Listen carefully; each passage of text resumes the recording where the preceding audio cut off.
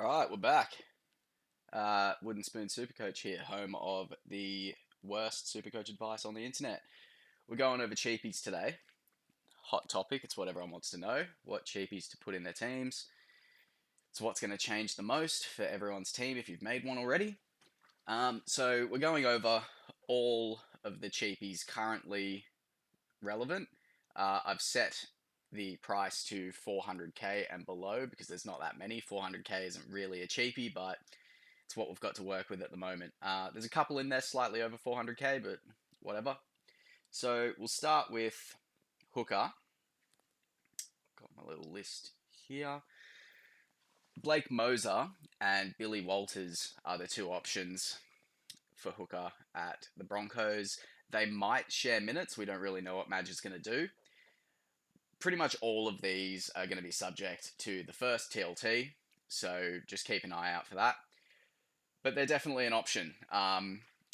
Moser more than Walters, just because he's cheaper, and the whispers are that Moser seems to be the guy more likely to get the start as of now.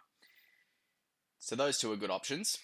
Next, we've got who I have in my team, Lachlan Croker. If he plays 80 minutes, I reckon he's a must-have. Everyone seems to be going with Marmazelis, and I don't think he is quite the slam dunk that he's made out to be. But again, if he does play 80 minutes, then these two are your guys. So we've covered Marmazelis there as well. Next, we've got Phoenix Crossland, which is a bit of a different one. He does have a nice duel, not that a halfback duel is really that helpful. He did alright towards the end of last year, Supercoach-wise. We don't really know what the Knights are doing. They're shuffling up their spine. He could end up playing 5'8". He could end up playing hooker, or was he halfback last year? Anyway, we'll see where he ends up. Decent option and a different option. I think last year I went really different with all the cheapies to everyone else. And that catapulted me right to the front of the rankings. I didn't pick Piakura. I didn't pick Lenu. I didn't pick Wong. The only guy in that massive injury carnage at the start of the year yesterday that fucked me around was Helam Lukey. And not having to do all those trades to fix my team and use those trades to better my team was massive. So don't just go with what everyone's picking, because there's always a few fires that need to be put out that everyone has, and if you can avoid those, it is massive for your start to the year. Can backfire though. If, for example, you missed out on a Hopgood from a couple of years ago, that would have the opposite effect and push you right to the back of the rankings. So it is a bit of a risk, but I consider myself a bit more of a high-risk player, because you need to take some chances if you're going to move away from the majority of people in the rankings.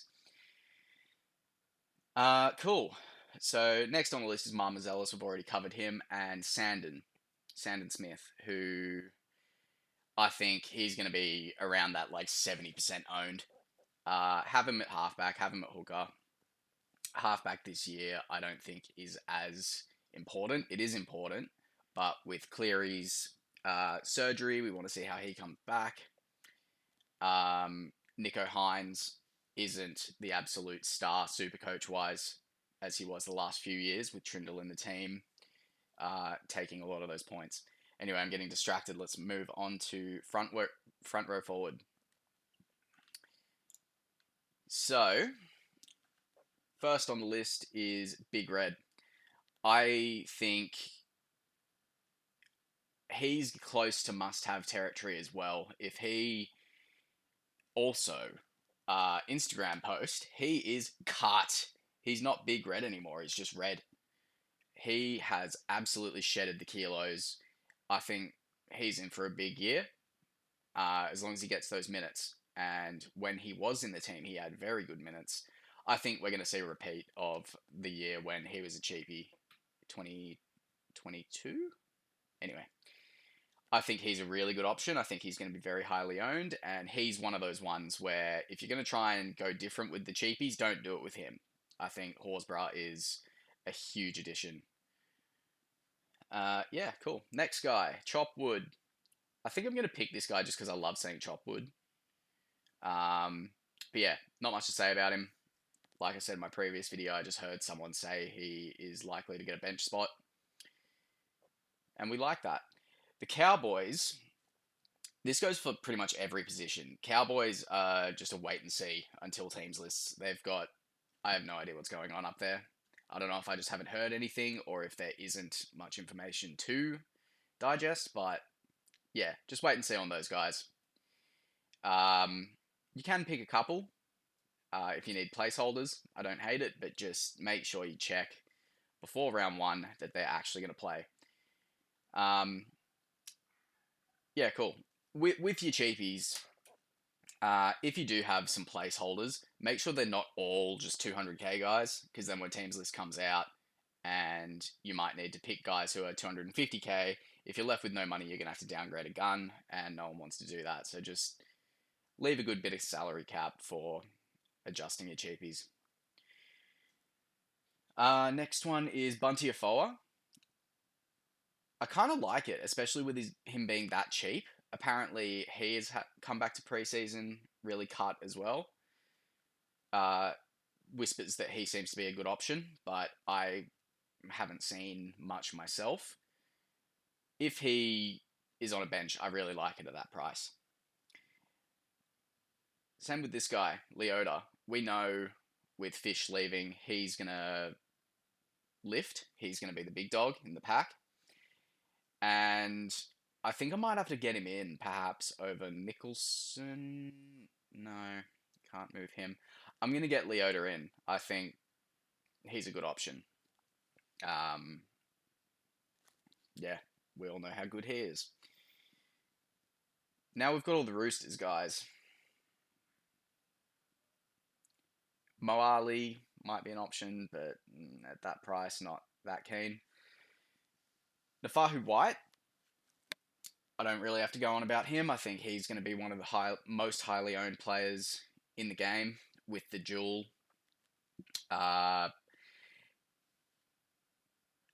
Although in saying that, I feel like people have kind of forgotten about Wong. He is a second row forward. He doesn't have the duel. That might be why. But I think Nafai White and Wong, I think, are both going to get increased minutes. So, again, just keep an eye on them. If you want to go a pod route, maybe go for Wong. Because we did all think that White was going to be that guy last year and he just didn't get the minutes. So, we'll see on that. And then lastly, we got Royce the Choice. He's really good at the price as well. I think he's going to be very highly owned as well. Moving on to second row forward, we're going to have a few of the same players in here that have duels. Starting off with Matty Nicholson, who we've got here, 336k. I can't remember where I heard it, but I heard someone rating him and thinking he'll get a spot on the bench with Elliot Whitehead leaving. Zach Hosking might get the spot, but again, wait and see. Who the fuck knows with Ricky Stewart? It's called Ricky Roulette for a reason. And I suppose Horsburgh is a little bit of risk with Ricky Roulette as well. Where are we up to? Again, same thing with the Cowboys generally. Just wait and see on them. Don't hate it, but there are some options in there. Carl Lawton with what's his face leaving. New South Wales hooker, whose name is escaping me right now because I've just woken up. That's going to annoy me. Anyway, yeah, I actually don't even know Robson. If Robson's going this year or next year. Can't remember exactly, but if he's leaving this year, then Carl Lawton, just been signed. He could be an option. And he's also got the duel as well, so that could be really nice. He's one to keep an eye on. Schuster is next. We got Bunty Afoa there as well, but we've already covered him. Schuster, if he plays, he's a great option. So if he makes the teams list, I will be picking him, but we don't know. I covered him in my last video. Wayne might bring the best out of him. We'll have to wait and see on that. A lot of these are wait and sees, but this kind of gives you a spectrum of players you can pick from so that you're not just putting in a bunch of nuffs. Where am I up to? Then we got Nafahu White again, covered him. Wong, covered him again. Jack Bird. Um, I'm kind of getting cold feet on Jack Bird. He's almost 400k. He's not quite a cheapie. But we have no idea how many minutes he's going to play. I'm hearing that he might play lock. If that's the case, he could be a good option, but he does need to score 38. And if he's playing reduced minutes on the bench, 38 is a bit of an ask. You don't want your cheapies just getting towards their value. We want them making money. So he might be a wait and see as well. Maybe look at him. All these wait and see guys, maybe just wait until before round 3 when price changes are going to happen. Unless they have a buy, in which case it'd be before round 4. But yeah, I think it's a good idea to try, and if you get your cheapies right, try and save trades in round 1 and 2, and then boost before round 3, and put out your fires, get the guys out there doing shit, bring the right guys in. Saving trades early is a game changer. Okay, moving on to halfback. I don't mind Isaiah Katoa. He has been developing really well. He is going to be a future superstar, and he could quite easily score 40s. He's not the most flashy player. I think he's kind of been working on his control of the team for the last couple of years and developing that, but you never know. This year, maybe he starts to open up his arsenal and start to get more attacking stats and stuff. I haven't actually watched him too closely, but everyone rants and raves about him, saying he's the future Queensland Origin halfback, so he's clearly doing something right. I don't mind it. Don't mind Katoa. And the Dolphins are just a bit of a wild card team. They could do really good, or they could get some injuries. I don't know how they're doing for depth this year. I haven't really kept track of their signings and stuff. Next up, we got Phoenix Crossland, who I think I covered before in the hooker section. Also a decent option, depending on where he plays. Yeah, cool. Lewis Dodd, he's an option. Again, we just don't really know. I think if he was playing halfback, I think he'd be similar to how Katoa has been playing. Kind of takes a back foot, just does what he needs to do, and I think Cody Walker will be driving the team a bit more. Ilias, who I think I've scrolled past. Not sure where he is, but Ilias, he's a decent option. Where are you, Ilias? Maybe he is above. There he is. 350k.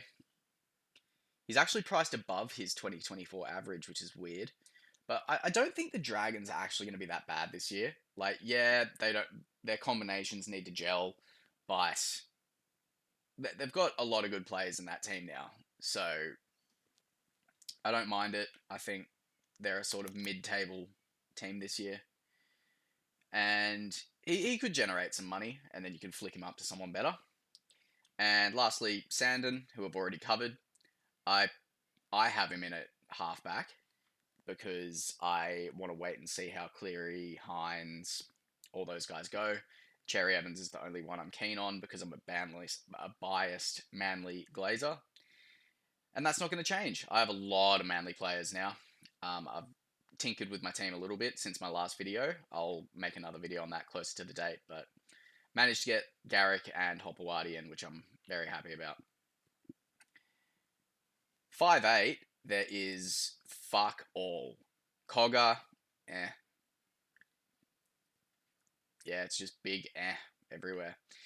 So I've put in Metcalf as the option. He's a little bit over 400k, but I think he is the best cheaper option for 5'8". Covered him a lot in my last video, so I won't go into him too much now. Centre wing,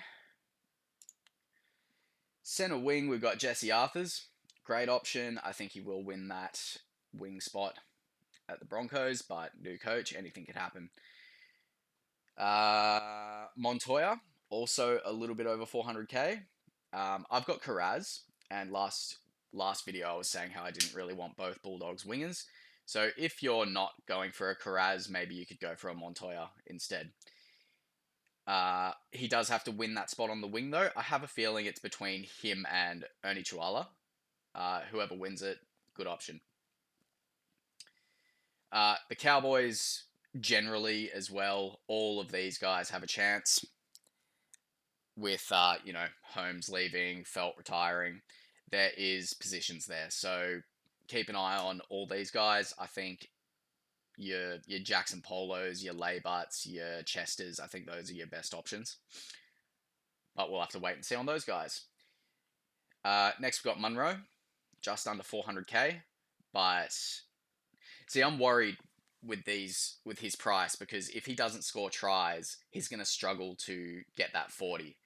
So it comes down to how well the Rabbitohs are playing. If they're getting it to the wingers and they're scoring, then he's a good option. It's tough with your cheapies. It's not easy to get them right at the start. But that's why I'm suggesting boosting. You don't need all of them, right? Because if you've got, say, how many bench spots have you got? Say you've got like 7 cheapies that don't become keepers, then that's 7 trades to get them out and replace. It's a lot. So you don't have to get them all right. It's just you want to try and do your best, obviously. Next up, Billy Smith. Just the poor guy. Hopefully he gets a good amount of games in. He's always injured. But Robbo seems to absolutely froth him. He's very loyal to him. I think he's a good option. And then we've got Robert Toyer, who I've got in at the moment. Whispers that he has a good chance of getting in as well, and he is absolute bottom dollar. So in a Roosters team, they're fucked by injuries and people leaving, but it's the Roosters at the end of the day. They're not gonna completely shit the bed. So I like Toyer. Now fullback, obviously Iongi, who everyone's gonna have. But another player who I've got my eye on is Chevy Stewart. People seem to think he might get that fullback spot. And he might. He wasn't terrible when he was a cheapie last year. We could see him get in there. And if he does, that means that Iongi isn't the slam dunk flex / fullback cheapie that we think he is. There's also a chance that the Sharks will bring in a cheapie fullback. So I know last video, I was hell-bent on Iongi, put him in, lock it in, because I didn't expect other fullbacks to become an option, but it's looking like that's starting to happen. So between Chevy and Iongi, I do like Iongi better, but Chevy does have a little more experience playing in the Raiders pack than Iongi does in the Para pack. Para are more of an attacking team than the Raiders, I would argue, and the Sharks even more so. So those are all your players to keep an eye on. Go with your gut, do your research, and pretty much it's all going to change as soon as teams list comes out, and trials will give us a look at some of these guys. I'm looking forward to it. I fucking love this game, and I'm itching to get back into it. What are we? A month and a half-ish away. It'll fly past. I got more videos planned between now and then, including my group league announcement. My league is not going to be like all the rest. It's going to be way more fun, way more interactive.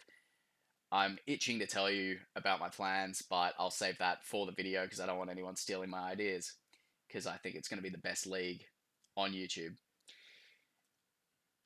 Cool. I want to finish off. Last video got 1,000 views. I expected to be uploading until sort of trials time and get, 20, 30 views because it's a small channel.